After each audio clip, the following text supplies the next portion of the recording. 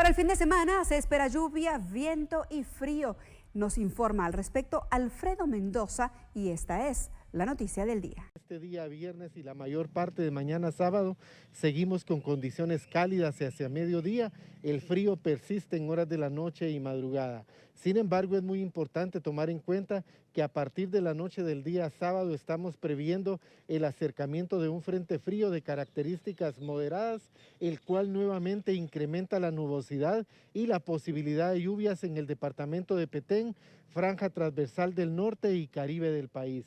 Muy importante tomar en cuenta que las lluvias más fuertes las podemos tener en la franja transversal del norte, sur de Petén y Puerto Barrios, especialmente el día domingo. En la meseta central, que incluye la ciudad capital, no se descartan algunas lluvias o lloviznas, especialmente en horas de la tarde, con mayor posibilidad hacia la parte de occidente. Gracias por acompañarnos. Por favor, presten atención a esta nota, sobre todo padres de familia. La adicción a los videojuegos será declarada por la Organización Mundial de la Salud como una enfermedad mental.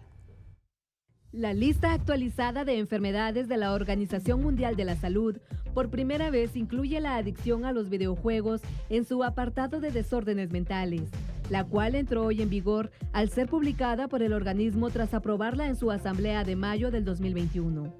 Los profesionales de la salud, para estandarizar su labor, codifica a 1.6 millones de casos clínicos y es la primera revisión de la lista en 30 años, por lo que la anterior pertenece a un tiempo en el que este trastorno apenas existía. La OMS busca con esta inclusión mejorar las estadísticas sobre adicción a los videojuegos en el planeta, ya que antes de esta estandarización, los estudios han ofrecido cifras enormemente variables sobre la prevalencia de este trastorno, que oscilan desde el 1% de la población hasta incluso el 50% en Asia. Según señaló el pasado año el jefe del equipo de la OMS, que recopiló la lista, Robert Jacob, signos como no poder parar de jugar en Internet o con una consola, desatender las amistades o el trabajo a causa de ello en periodos superiores a un año pueden ser síntomas de esta adicción. La inclusión de este trastorno por parte de la OMS no estuvo exenta al pasado año de polémica y la industria de los videojuegos protestó contra ello, argumentando que no había bases sólidas para considerar esta adicción una enfermedad mental.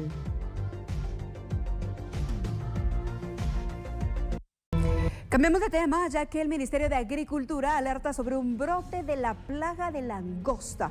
Es Daniel Goyen quien nos informa al respecto. Adelante, compañero. Derivado de la alerta que ha emitido OIRSA, que es el Organismo Internacional Regional de Sanidad Agropecuaria, esto en torno a una alerta por un brote de langosta centroamericana. OIRSA sacó esta alerta derivado del brote que se dio en Nuevo León, México. Este brote es una ruta diferente a la que habíamos tenido anteriormente de brotes en vecino país de México. Actualmente la langosta pues se está desplazando a lugares diferentes, entonces eso ha hecho que OIRSA emitiera esta alerta para todos los países de Centroamérica. Recordémonos que la langosta pues cíclicamente afecta a todos los cultivos en toda la región. Y lo que nosotros estamos haciendo derivado de la alerta y parte del trabajo de la vigilancia epidemiológica que se tiene es hacer monitoreos constantes en todas las áreas donde se ha manifestado la langosta. También estamos solicitando a nuestros equipos de trabajo que exploren todas aquellas áreas húmedas, ya que estas pueden ser los lugares donde broten ninfas, y lo que tenemos que hacer es trabajar en el estado ninfal. Si esperamos que llegue adulto, esto se nos puede convertir en un problema y vamos a dar lugar a que haya una segunda generación. Es por ello que todo el trabajo lo tenemos que enfocar al estado de ninfa 1, ninfa 2 y ninfa 3 y prevenir que llegue a estado adulto. De los agricultores y también de vecinos, en el momento en que vean un brote de langosta, reportarlo a autoridades de MAGA para que se inicie el proceso de eliminación, tomando en cuenta el peligro que representa esta plaga en territorio regional, en este caso en Centroamérica. En información a nivel internacional, según palabras del presidente Biden, se pide a los ciudadanos estadounidenses que abandonen Ucrania ante una guerra inminente.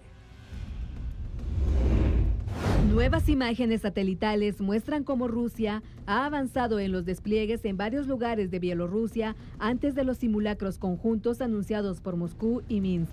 Es por esta información que el presidente estadounidense Joe Biden pidió a sus conciudadanos que salgan inmediatamente de Ucrania y su secretario de Estado, Antony Blinken, afirmó este viernes que Rusia seguía desplegando más tropas en la frontera y que la invasión puede ocurrir en cualquier momento. Las cosas podrían acelerarse rápidamente, dijo Biden, alertando del poderío del ejército ruso con más de 100.000 soldados desplegados en las fronteras con Ucrania. El mandatario estadounidense, sin embargo, descartó nuevamente el envío de soldados a Ucrania, ni siquiera para evacuar a sus ciudadanos en caso de invasión. Eso sería una guerra mundial, cuando los estadounidenses y los rusos empiezan a dispararse entre ellos. Estamos en un mundo muy diferente, aseguró. Desde ayer los ejércitos rusos y bielorrusos están realizando maniobras en Bielorrusia cerca de Ucrania. Estos ejercicios militares enturbiaron las incipientes señales de esperanza tras semanas de intensos esfuerzos diplomáticos en Europa, y la semana se cierra con los niveles más altos de tensión mundial por una posible guerra de grandes dimensiones. Hoy se inició la recepción de expedientes para candidatos a fiscal general y jefe del Ministerio Público. Hugo Morales con los detalles. 11 de febrero inicia la recepción de expedientes que ha mencionado la comisión postuladora para fiscal general y jefa del Ministerio Público periodo 2022-2026. Por un plazo de 10 días, del 11 al 21 de febrero, se estarán recibiendo los expedientes en el primer nivel de la Corte Suprema de Justicia. Como se puede observar en pantalla, ya se ha instalado este espacio en el primer nivel del Palacio de Justicia. Hay personal asignado, está el equipo de cómputo. Las sillas fueron instaladas o colocadas con un distanciamiento de 1 metro aproximadamente para poder respetar el distanciamiento social. A partir de este viernes, las personas interesadas, hombres y mujeres conocedoras del derecho, pueden presentarse en este lugar. Ayer en el Diario Oficial fue publicada la convocatoria donde les especifican detalladamente cuáles son los requisitos que tienen que cumplir y cuáles son los documentos que tienen que presentar, tal como está en la convocatoria. Por ejemplo, entre los requisitos está ser guatemalteco de origen, abogado colegiado, reconocida honorabilidad, estar en el goce de sus derechos y poder manifestar o poder demostrar que tienen más de 10 años de ejercicio profesional o más de 10 años de ejercer la abogacía. Asimismo, se les pide un aproximado de 27 documentos. Entre estos documentos están el formulario que ya fue autorizado por la comisión, un resumen de su hoja de vida, la constancia de antecedentes penales, policíacos, también una constancia del Tribunal de Honor que no han sido sancionados por parte de esta institución, y diferentes constancias en las cuales ellos deben demostrar que no tienen ningún problema, tanto sus derechos civiles, derechos políticos, como en su ejercicio profesional. Hace 4 años en este mismo espacio se recibieron un total de 33 expedientes. Para este proceso 2022 podría recibirse menos o más, todo depende de las personas interesadas en participar en este proceso de elección para poder seleccionar a la máxima autoridad del ente encargado de la persecución penal por los próximos 4 años. En la modificación al acuerdo sobre reuniones masivas en Guatemala se aborda el tema de la alerta y la educación, la cual damos a conocer. Este viernes salió publicado en el Diario Oficial el acuerdo número 32-2022, en el cual aprueban el sistema de alertas sanitarias para la atención de la emergencia COVID-19 y el anexo adjunto. Primero, para evitar el contagio del virus, todos los habitantes de la República, hayan o no padecido la enfermedad, deben cumplir medidas mínimas.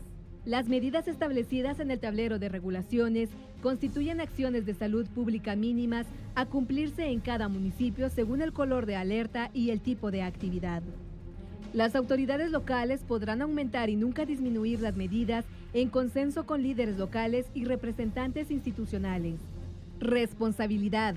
Los organizadores de eventos y actividades, gerentes de comercio y las autoridades locales son los responsables de velar por el cumplimiento de las regulaciones y medidas de salud en la presente disposición. Protocolos. Los organizadores de eventos y actividades religiosas, recreativas o deportivas deberán elaborar y presentar sus protocolos de bioseguridad ante las autoridades de salud locales para su revisión, retroalimentación y extensión para obtener las autorizaciones respectivas. Infracciones. Los que no cumplan con las disposiciones serán sancionados por la autoridad de salud correspondiente, de conformidad con lo establecido en el decreto 90-97 del Congreso, Código de Salud. Derogatoria. El artículo 7 da a conocer que se derogan los acuerdos ministeriales número 229-2020 de fecha 28 de septiembre del año 2020 y su modificación por medio del acuerdo 234-2020 de fecha 1 de octubre, siempre del mismo año en mención, emitidos por el Ministerio de Salud Pública y Asistencia Social. El acuerdo número 32-2022 entra en vigor este viernes 11 de febrero del 2022. Anexo a acuerdo número 32-2022. Definición. El sistema de alertas sanitarias para la atención de la emergencia COVID-19 causado por el virus SARS-CoV-2 es un instrumento que mediante la medición periódica de indicadores de la incidencia de la enfermedad, la intensidad del contagio, la tendencia de la epidemia, el uso y disponibilidad de pruebas diagnósticas y el avance de la cobertura de vacunación contra la COVID-19, permite determinar el nivel de riesgo que existe para la población. Ámbito. Tendrá un ámbito municipal, departamental y nacional. Temporalidad. El tablero de alertas sanitarias que permitirá la asignación del tablero de riesgo por municipio se publicará de forma quincenal el día sábado y se aplicará a partir del siguiente día. Parámetros. Los municipios se clasificarán con un color de alerta de acuerdo con el puntaje recibido. Rojo, 10.5 puntos. Naranja, 7 a 10.5 puntos. Amarillo, 3.5 a 7 puntos. Verde, 3.5 puntos.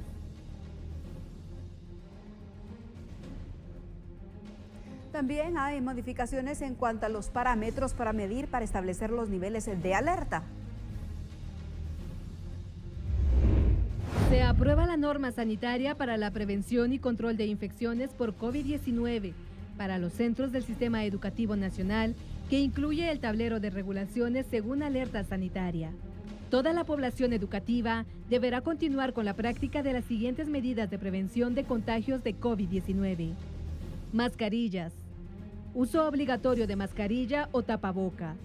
Todo centro educativo deberá establecer un plan que contemple técnica de higiene de manos, uso adecuado de la mascarilla o tapabocas, prevención de infecciones respiratorias, identificación de casos sospechosos de COVID-19, técnicas y procedimientos de limpieza y desinfección, mantenimiento de aforos y distanciamiento físico de seguro, vacunación contra el COVID-19. Facultad excepcional. De forma excepcional, el Ministerio de Educación podrá disponer que los centros educativos privados funcionen en modalidad híbrida en alerta color rojo del tablero de alerta sanitaria, cuando el centro educativo privado, bajo su estricta responsabilidad y con autorización expresa de los padres de familia, garantice fehacientemente las condiciones para el resguardo del estudiante en las instalaciones del mismo. Docencia en grupos. Alerta roja. Modalidad híbrida o dual, con aforos de aulas limitadas a las divisiones en burbujas de 10 estudiantes máximo, que abarquen hasta el 75% del total de ocupación del aula. Alerta naranja. Modalidad híbrida o dual, aprendizaje desde casa y presencial, con aforos de aulas limitadas a las divisiones en burbujas de 10 estudiantes máximo, que abarquen hasta el 75% del total de ocupación del aula. Alerta amarilla. Modalidad híbrida o dual, con aforos de aulas limitadas a las divisiones en burbujas de 10 estudiantes máximo, que abarquen hasta el 90% del total de ocupación del aula. Alerta verde. Modalidad totalmente presencial. Recreos, educación, física y actividades cívico-culturales. Alerta roja. Son permitidos los recreos y la educación física al aire libre, manteniendo la burbuja de 10 estudiantes máximo, y las actividades cívico-culturales estarán limitadas a las divisiones por burbuja. Alerta naranja. Recreos y educación física al aire libre, manteniendo la burbuja de 10 estudiantes máximo, actividades cívico-culturales limitadas a las divisiones por burbujas. Alerta amarilla. Recreos y educación física al aire libre, manteniendo la burbuja de 10 estudiantes máximo, actividades cívico-culturales limitadas a las divisiones por burbujas. Alerta verde. Actividades de recreo, educación física, cívico-culturales y extracurriculares permitidas. Alimentación escolar. Alerta roja. Es permitida la alimentación en el aula o en zona exterior al aire libre, manteniendo la burbuja de 10 estudiantes máximo. Alerta naranja.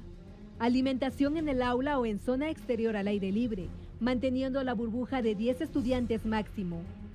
Alerta amarilla.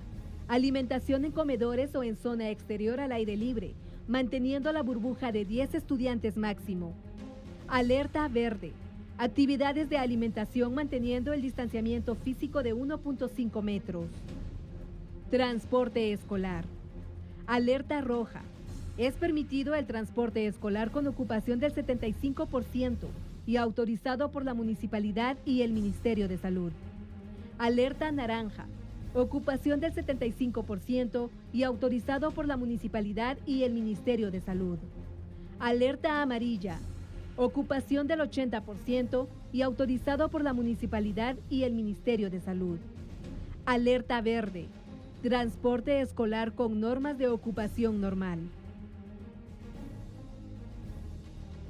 Esto trae cambios también en las clases presenciales, virtuales e híbridas. Es Alejandro Esquité quien nos informa al respecto. Adelante. El ministro de Salud, Francisco Coma, se pronunció respecto a la publicación de los acuerdos 32 y 33-2022 relacionados a las modificaciones del sistema de alertas por COVID-19. Lo que nosotros consideramos, tiene que ser ya un cambio que debe ir en forma paulatina. Hay factores que modifican la situación actual y creo que uno de los factores más importantes es la vacunación. La realidad es que los cambios deberían ser aún más. Deberíamos incorporar, por ejemplo, el porcentaje de ocupación y la tasa de mortalidad. Vamos a ir poco a poco porque estamos en este momento en el pico. Entonces tenemos que ser cuidadosos. Pero el objetivo de incorporar la vacunación es agregar el valor de un parámetro que salva vidas, que hace que haya menos ocupación hospitalaria y por lo tanto es significativo para que sea incorporado al semáforo. ¿Cuál es el objetivo? Es simple y sencillamente que podamos ir generando el valor que representa un parámetro más al tablero para que veamos la situación real por cada municipio. Es decir, si seguíamos bajo la estructura anterior del semáforo, seguiríamos teniendo la misma foto de antes. Por eso les digo desde ya, el semáforo va a continuar evolucionando y iremos incorporando nuevos parámetros. El funcionario agregó que según el artículo 6 de este acuerdo se contemplan las sanciones para quienes incumplan las disposiciones según el artículo 90-97 del Congreso de la República respecto al Código de Salud. Además, este acuerdo también estipula el uso obligatorio de la mascarilla con excepción a los menores de 2 años y las personas que tengan contraindicación médica. 1:41 p.m. ¿Cuáles son las repercusiones en niños post-COVID? A continuación tenemos una entrevista que ha hecho nuestra compañera Lourdes Arana. Adelante. Muchas gracias, compañeros, por el cambio y efectivamente pues nos encontramos en el Hospital Roosevelt, en este caso con el doctor Ricardo Menéndez, encargado de la emergencia de pediatría. Síndrome multisistémico es una complicación relativamente a la segunda semana post-COVID o cuarta semana, en la cual hay una cascada de citoquinas, que son ciertos químicos de defensas que tenemos en el cuerpo, pero en el COVID se magnimizan y ese síndrome inflamatorio sistémico provoca cuadros de una semana de fiebre intensa, da una como alergia, es un rash, coloca los ojos muy rojos, la lengua de frambuesa y alguna descamación, ¿verdad? Entonces, Esto es una afección de múltiples, por eso se llama síndrome inflamatorio multisistémico, porque nos afecta hígado, afecta corazón, puede afectar los riñones, los intestinos, y la complicación más temible es que el corazón se inflama, el pericardio, y las coronarias en los niños se les colocan aneurismas. Estos aneurismas son como las chinchones que le salen a las llantas de los vehículos. La coronaria se le sale un saco ahí y esto se puede reventar o puede provocar un pseudoinfarto cardíaco, ¿verdad? En el hospital hemos sido referencia para manejar estos pacientes con síndrome de Kawasaki o con síndrome inflamatorio sistémico porque hay un protocolo. Y ese protocolo lo manejan los infectólogos, cardiología, inmunología y reuma, en el cual se le aplican esteroides, inmunoglobulinas, a veces aspirina, pero es un protocolo técnico, ¿verdad? Entonces, sí hemos tenido más o menos en estos últimos días unos 50 niños, tal vez en un lapso de unos 4 meses con este síndrome, ¿verdad?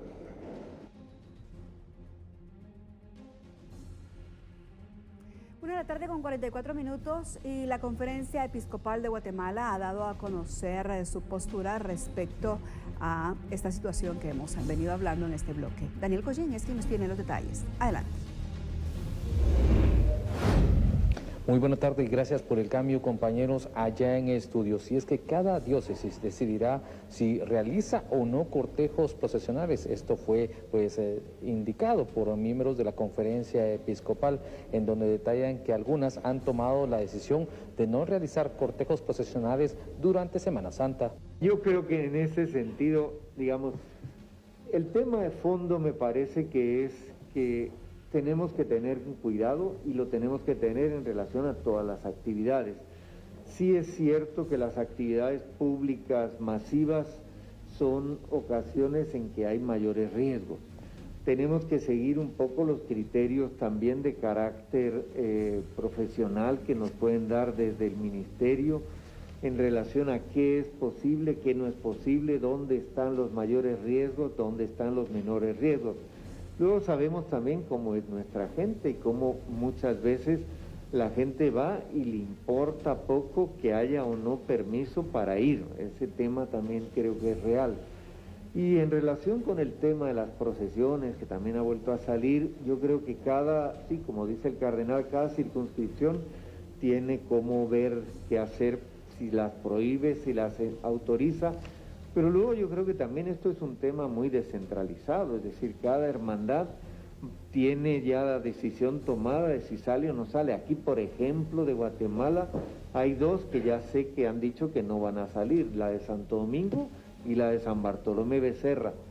Las demás, pues ahí irán viendo a medida que el semáforo permita, pueda ser que salgan, pueda que no.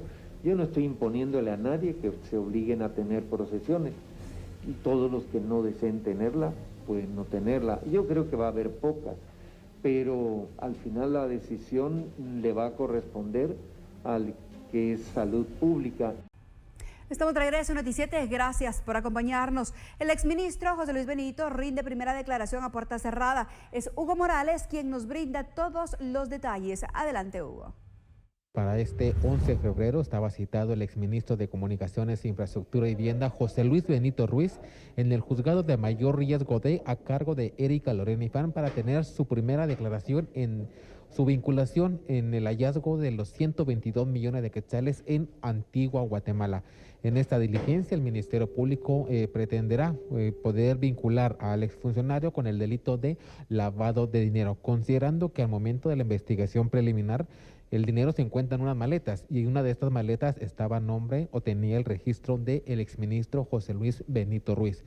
Tomando en consideración que es una diligencia que podría involucrar a otras personas, es que se pidió que la diligencia fuera a puerta cerrada y únicamente con la presencia del sindicado, su abogado de confianza, los representantes del Ministerio Público y la jueza del proceso de esos 122 millones.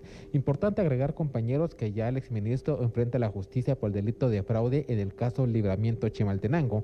Hace algunos días se tuvo su primera declaración en el juzgado de mayor riesgo C y en esa oportunidad se acepta que sea investigado por ese delito por la construcción anómala supuestamente del Libramiento de Chimaltenango. Ahora enfrenta su primera declaración por el hallazgo de los 122 millones de quetzales. Como les indicaba, es una diligencia a puerta cerrada, tomando en consideración que otras personas podrían estar involucradas en el hallazgo o bien en la incautación de estos 122 millones de quetzales.